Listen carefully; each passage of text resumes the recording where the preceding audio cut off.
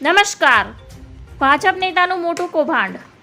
ગઈ ચૂંટણી કરતાં આ વખતે ગુજરાતમાં ઓછું મતદાન નોંધાયું હતું. ગુજરાતમાં આ વર્ષે સરેરાશ આશરે 59.51 નોંધાયું હતું. પરંતુ મતદાન દરમિયાન દાહોદમાં એક એવી ઘટના બની કે જેના કારણે મોટા અધિકારીઓ દોડતા થઈ ગયા છે અને તપાસનો ધમધમાટ પણ શરૂ કરી દેવામાં આવ્યો છે.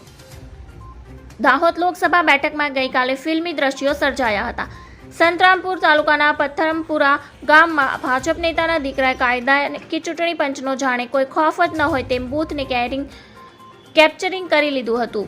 એટલું જ નહીં, તેણે બૂથને કેપ્ચરિંગ કરની ઘટના સોશિયલ મીડિયા પર લાઈવ કરી બતાવી હતી. આ દરમિયાન તેમણે બૂથના અધિકારીઓને અભદ્ર ગાળો પણ આપી હતી. ભાજપ નેતાના પુત્ર વિજય ભાંભોરે કેટલાક લોકોની સાથે મળીને પરથમપુર ગામમાં બૂથને હાઈજેક કરી લીધું હતું. વિજય ભાંભોર કેટલાક લોકોની સાથે મળીને મતદાન મથકમાં ઘૂસી ગયો હતો અને તેણે અધિકારીઓને ધમકાવ્યા હતા.